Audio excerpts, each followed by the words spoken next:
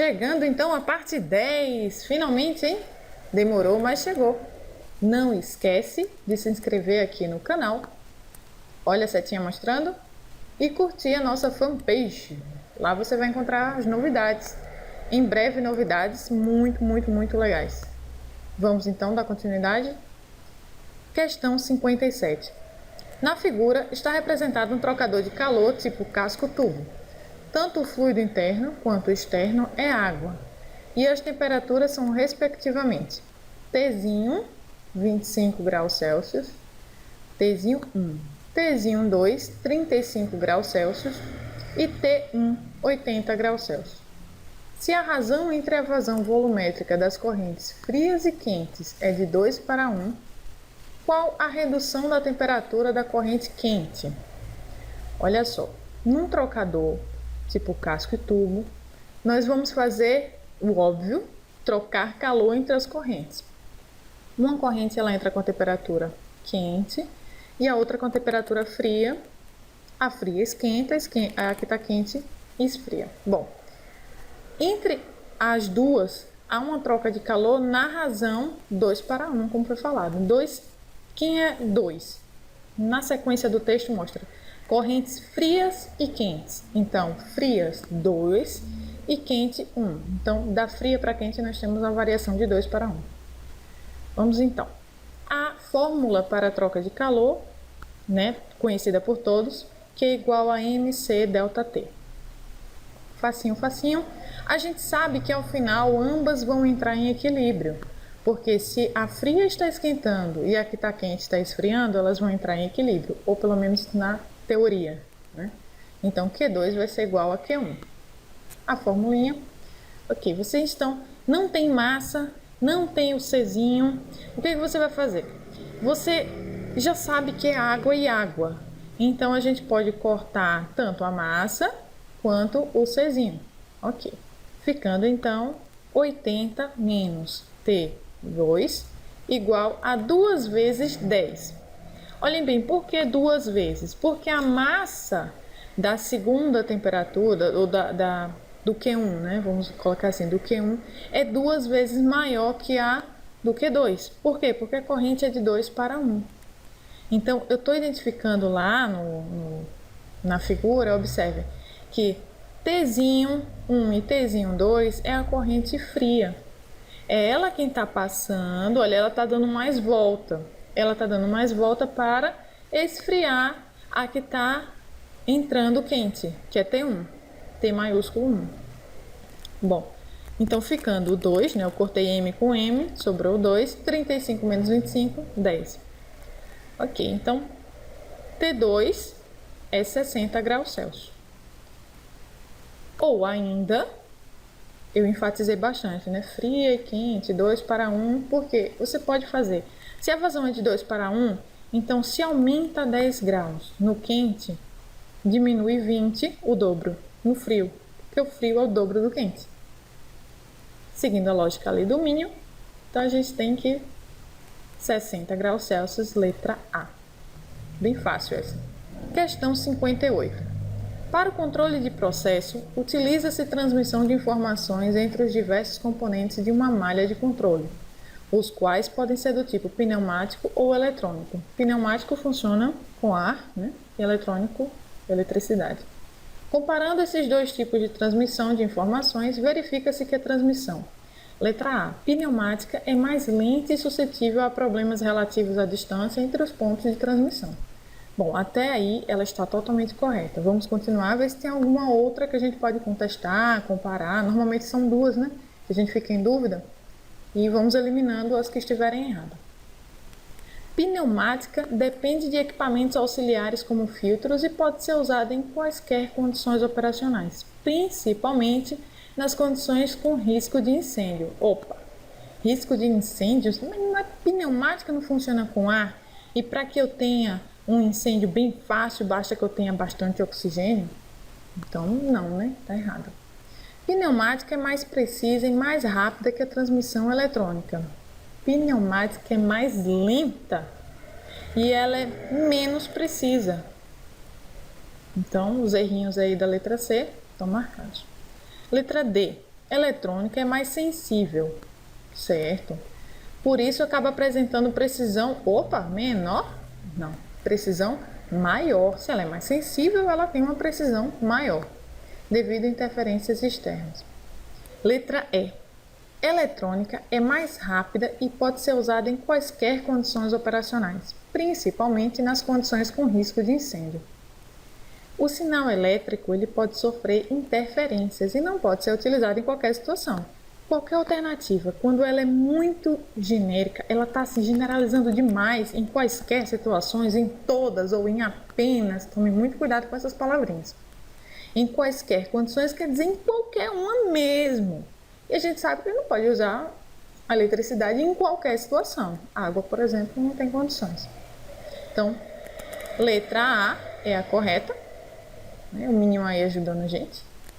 E vamos para a próxima. Questão 59.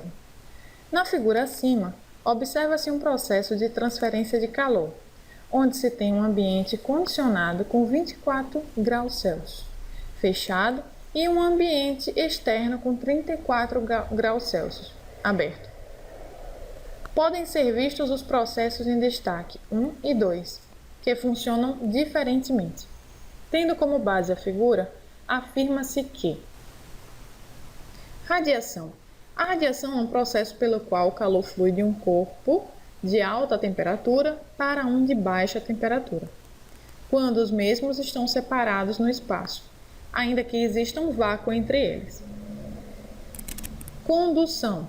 A condução é um processo pelo qual o calor flui de uma região de alta temperatura para outra de temperatura mais baixa, dentro de um meio, pode ser sólido, líquido ou gasoso, ou entre meios diferentes, em contato físico direto.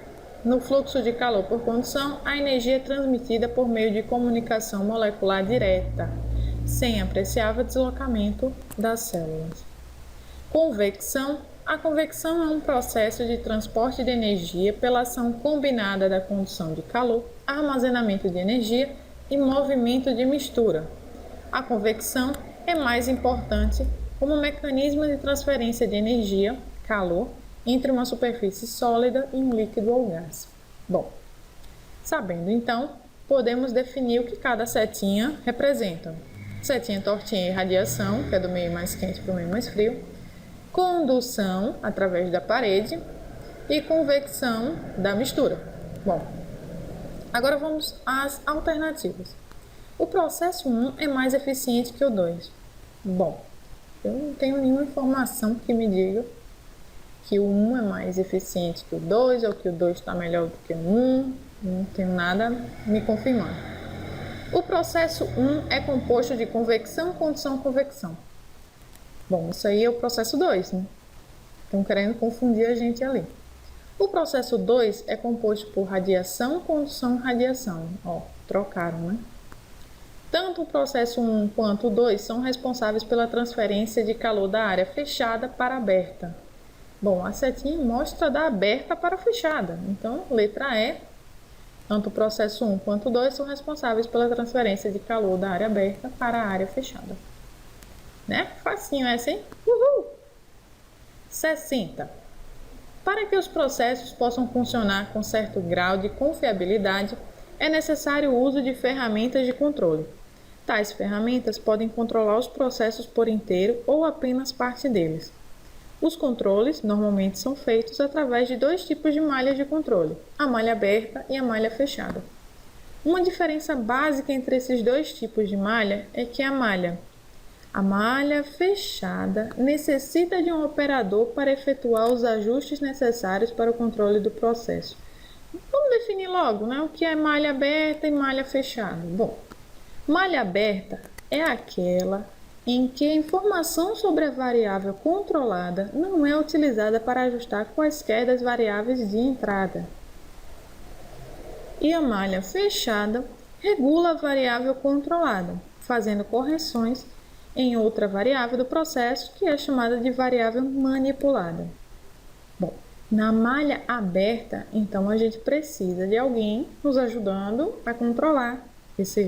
Essa ajuda se chama operador, né? Ele está ali operando e está fazendo o que a malha fechada consegue fazer sozinha.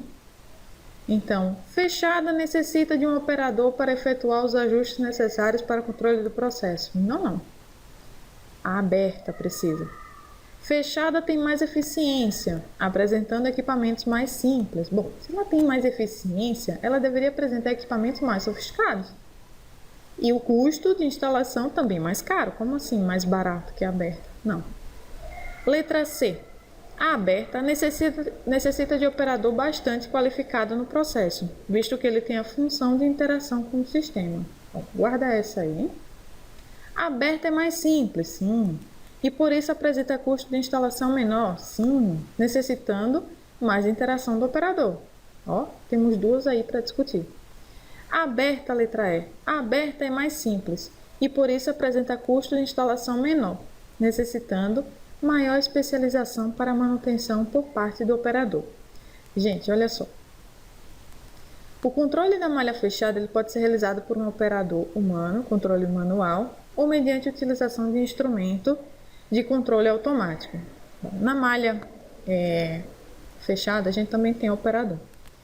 Porém, o que acontece de diferente entre as alternativas é que, na letra C, a gente fala de operador bastante qualificado para a malha aberta, não é necessário. E na letra E também fala de maior especialização. A gente precisa de maior especialização quando se trata de um operador na malha fechada, pois a gente tem mais equipamentos, então ele precisa entender melhor do que ele está fazendo. Não pode ser qualquer pessoa, ela chega lá e começa a mexer na máquina, ela vai fazer uma grande burrada na máquina. Então a gente precisa de pessoas especializadas, quanto maior for a sofisticação do equipamento. Quanto mais simples, menor a qualificação. Ok? Então letra D. Esse livro ele é muito bom, gente, para falar sobre instrumentação industrial. Eu tenho ele aqui e sempre eu estou consultando quando eu preciso de qualquer coisa relacionada à automação. Muito bom. Aconselho para vocês. Então, chegamos ao final de mais uma apresentação. Gostou da videoaula? Então se inscreve no canal, não esquece, a gente precisa de um número maior de pessoas se inscrevendo para que a gente consiga fazer um trabalho super legal. Curte a fanpage tá massa, tá todo mundo curtindo lá, corre lá, faz você também. A gente vai estar sempre colocando novidades, ok? E até a próxima, pessoal!